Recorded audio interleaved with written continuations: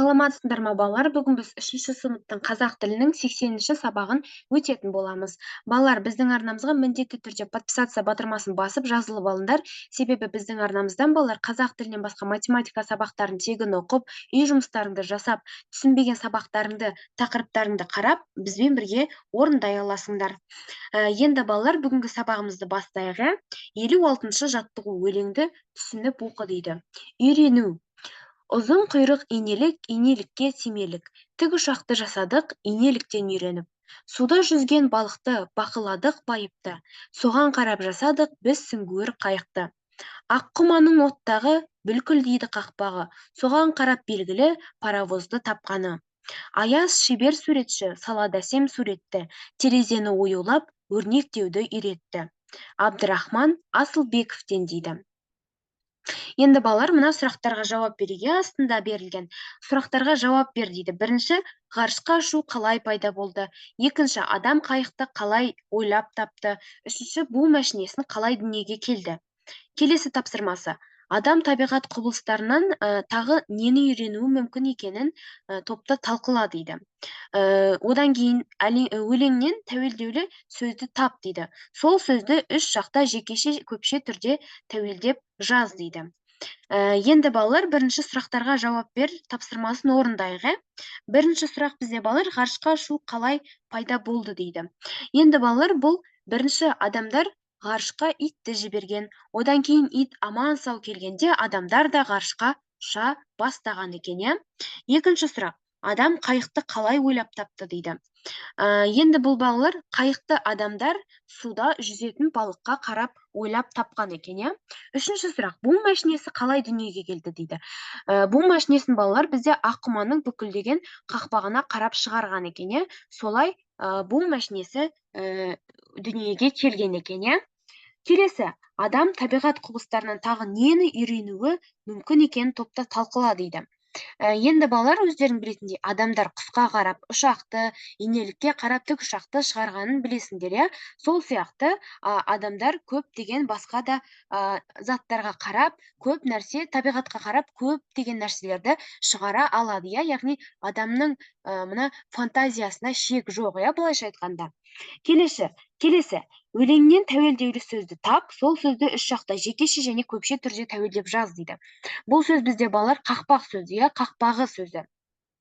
Осы сөзді біз тәуелдеп жазуымыз керекпіз. Бірінші жақта бізде жекеше түрде менің қақпағым, сенің қақпағың, екінші жақта сыпайы түрде сіздің қақпағыңыз, үшінші жақта оның қақпағы болады. Көпше түрде дәл осылай. Біздің қақпағымыз, сендердің қақпақтарың, сіздердің қақпақтарыңыз олардың қақпақтары болады екен. Осылай жазып қоямыз балалар. Енді келесі бізде балалар 57-ші жаттығу сөз жұмбақты шеш дейді. Бірінші, құйрығы айыр құс дейді. Бұл бізде балалар қарлығаш. Екінші, балды жақсы көретін аң. Бұл бізде аю. Үшінші, оқу құралы кітап. Төртінші, қысы жазы жасыл түстегі ағаш. Бұл бізде шырша екен. Бесінші, жаңбырдан кейін пайда болатын түрлі түсті доға. Бұл бізде кемпір қосақ екен. Енді балалар, сөз жұмбақтың шешуіндегі сөзді тәуелдеп айт дейді. Бұл жерде балалар, сөз жұмбақтың шешуі шатыр болды. Осы шатыр сөзін біз тәуелдеп жазуымыз керекпіз. Яғни балалар, жекеше түрде бізде менің шатырым, сенің шатырың, сіздің шатырыңыз оның шатыр болады. Көпше түрде біздің шатырымыз, сендердің шатырларың, сіздердің шатырларыңыз олардың шатырлары болады екен. Осылай тәуелдеп жазып қоямыз. Енді келесі бізде балалар 58-ші жаттығу төмендегі сөйлемдерден адырна мәтінін құрастыр дейді. Бірінші, сонан кейін мүйізге жағалай құлақтар бекітіліп ішектер байланады. Екінші, адырнаны дайындау үшін алдымен ағаштан құрап шанақ мүйіз жасайды. Үшінші, дайын болған аспапты екі тізенің үстіне қойып, оң қол және сол қол саусақтарымен ойнайды. Төртінші, сонан соң шанақтың асты терімен қапталады дейді. Яғни балалар, бұл жерден бізде сөйлемдер берілген, сол сөйлемдерді орын-орнына қойып, біз адырна деген мәтін құрастыруымыз керек екен. Одан кейін бізге астында тапсырма берілген екен.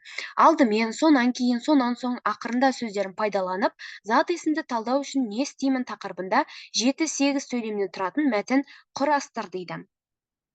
Бірінші балалар, біз адырна мәтінін жазып алайық, ә?